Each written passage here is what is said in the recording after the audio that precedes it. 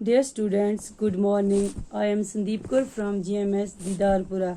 तो बच्चों आज हम पढ़ेंगे 8th की एसएसटी में आज पढ़ेंगे हम ज्योग्राफी में लेसन नंबर 5 है इंडस्ट्रीज। आधा हमने लास्ट क्लास में पढ़ा। तो हमने पढ़ा ऑनरशिप मतलब क्लासिफिकेशन ऑफ इंडस्ट्रीज। उसमें हमने पढ़ा raw material, mineral based industries, और उसमें पढ़ा हमने साइज, उसमें पढ़ा हमने ऑनरशिप।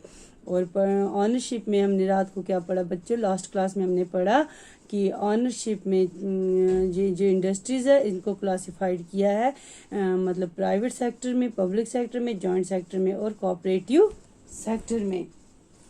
तो आज हम इसके आगे पढ़ेंगे factors affecting location of industries. The factors affecting the location of industries are the availability of raw material, land, water, labor, power, capital, transport and market. Industries are situated where some or all of these factors are easily available. Sometimes the government provides incentive like subsidized power, lower transport cost and other infrastructure so that industries may be located in backward areas. Industrialization often leads to development and growth of towns and cities. तो अब हमें देखना है कि industries की location कहाँ होगी। The factors affecting the location of industries और the availability of raw material, land, water, labour, power, capital, transport and market. तो द फैक्टर अफेक्टिंग बोलते हैं जो इंडस्ट्रीज है अफेक्टिंग लोकेशन ऑफ इंडस्ट्री, जो लोकेशन ऑफ इंडस्ट्रीज है उसको वहाँ पे क्या क्या होना चाहिए। अवेलेबिलिटी पहले उसको रॉ मटेरियल होना चाहिए। बेसिक बेस जो इसकी है वो है raw material.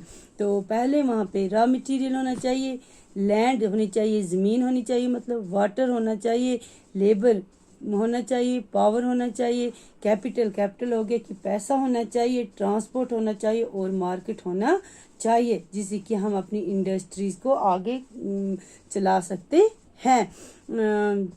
Industries are situated where some or all of these factors are easily available. बोलते हैं इंडस्ट्रीज वहाँ पे होनी चाहिए जहाँ पे मतलब कि हर फैक्टर अवेलेबल होना चाहिए।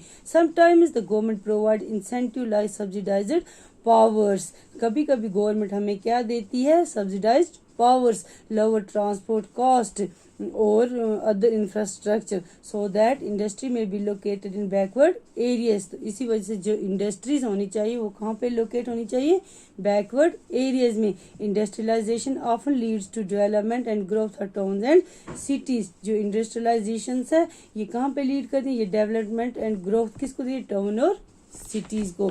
तो यहाँ पे बच्चों टेबल मतलब कि पेज नंबर 74 पे यहाँ पे फिगर 5.3 में लोकेशनल फैक्टर ऑफ इंडस्ट्री। तो यहाँ पे इन्होंने ये पिक्चर दी हुई है कि किस तरह से इंडस्ट्रीज को चलाने के लिए किस किस चीज की जरूरत पड़ती है। तो पहले यहाँ पे इन्होंने बताया रॉ मटेरियल। बेसिक जो है वो बच्चों रॉ मटेरियल है। तो रॉ मटेरियल के बगैर इंडस्ट्री कैसे चलेगी, रॉ मटेरियल ही होगा। फिर उसके बाद लेबर, कैपिटल, हर चीज लगेगा जिसके बाद हमें इसका आउटपुट हासिल होगा।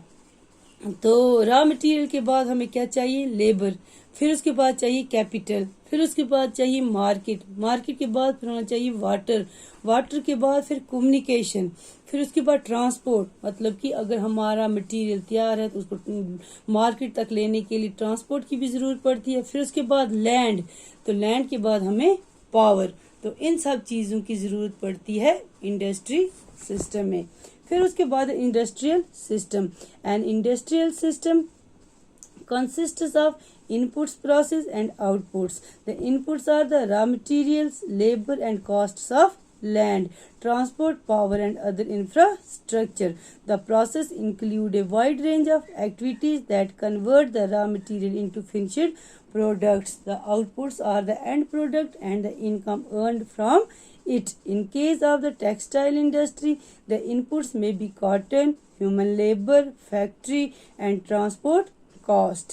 The process include ginning, spinning, weaving, dyeing and printing. The output is the shirt you where.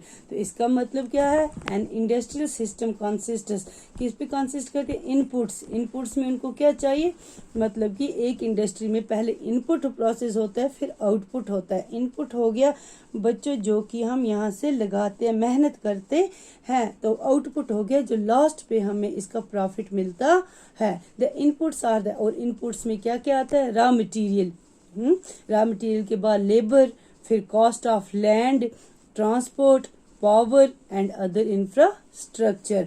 The process include a wide range of activities that convert the raw material into finished products. बोलते हैं ये जो process होती है, ये wide range of activities, मतलब कि इसको बहुत ही मेहनत करने के बाद इसको एक प्रोडक्ट में तैयार किया जाता है, जिसको हम की raw material into finished products, raw material के प्रोडक्ट में तैयार किया जाता है। जैसे कि बच्चों हमने पहले पढ़ा, लास्ट क्लास में हमने पढ़ा कि पेपर कैसे तैयार होता है। तो पेपर में हमने पढ़ा कि वो उसको पेपर को वो ट्री काटते हैं, उसके बाद वो ट्री को काट के वो फैक्ट्री में लेते हैं, वहाँ से फिर उसको मतलब कि पेपर पल्प निकालते हैं, फिर उसको मशीन में डालते हैं, उससे कागज़ तैयार होता है। और उसके बाद जो यही वुड पल्प निकालते हैं, इसको केमिकल्स मिक्स करते हैं और इसको पेपर मशीन में डालते हैं, और पेपर मशीन में डालने के बाद इसमें इंक डालते हैं और केमिकल, जिसकी वजह से उस पर लाइनें पड़ती हैं और इस तरह से पेज तैयार हो जाता है। बाद में उसको बाउंड करके मतलब कि सी के जोड़ के उसको कॉपी की शक्ल में तैयार करते हैं। तो उसके बाद आउटपुट हो गया, जब ये मार्केट में जाती है तो वहाँ से हमें इससे क्या प्रॉफिट मिलता है। तो the outputs are the end product and the income earn from it. तो आउटपुट क्या हो गया, लास्ट पे इस प्रोडक्ट का हमें इनकम क्या हुई है। इन case of the textile industry, मतलब कि अगर मिसाल के तौर पर टेक्सटाइल इंडस्ट्री के इनपुट के बारे में हम जानेंगे, तो in case of the textile industry the inputs में be cotton, human labour, factory and transport cost. तो इसमें पहले टेक्सटाइल इंडस्ट्री में पहले हम क्या इनपुट करेंगे, मतलब कि कॉटन, ह्यूमन लेबर, जो लेबर लगेंगे, फैक्ट्री और जो ट्रांसपोर्ट कॉस्ट होगा। द प्रोसेस इंक्लूड, फिर उसके बाद जो प्रोसेस करेंगे, पहले ये इनपुट हो गया, इनपुट में हमने इसमें क्या क्या दिया, इनपुट में हमने वहाँ पे कॉटन, ह्यूमन लेबर, फैक्ट्री और ट्रांसपोर्ट कॉस्ट, ट्रांसपोर्ट कॉस्ट। उसके बाद में जो द प्रोसेस है, द प्रोसेस इंक्लूड, जो प्रोसेस है फिर हमने क्या प्रोसेस किया, include ginning, spinning, weaving, dyeing and printing. उसके बाद फिर जो हमने प्रोसेस किया, इसमें इसको सीने के लिए, बनाने के लिए, काटने के लिए तैयार किया, डाई किया, प्रिंट किया, और उसके बाद हमें आउटपुट क्या मिला, the output is the shirt you wear. जो शर्ट हमने पहनी है ये इसका आउटपुट है। मतलब कि पहले हमें इनपुट में कॉटन, ह्यूमन लेबर, कॉटन दिया, लेबर्स दिए, फैक्ट्री लोकेट की, मतलब ट्रांसपोर्ट कॉस्ट भी वहाँ से दी। उसके बाद प्रोसेस किया, इसको बनाने के लिए काटा, बनाया, सिया, फिर उसके बाद डाई किया, प्रिंट किया। उसके बाद जो आउटपुट था वो शर्ट जो थी, वो जो हमने पहनी थी वो तैयार थी। तो ये हमें उसका आउटपुट मिला।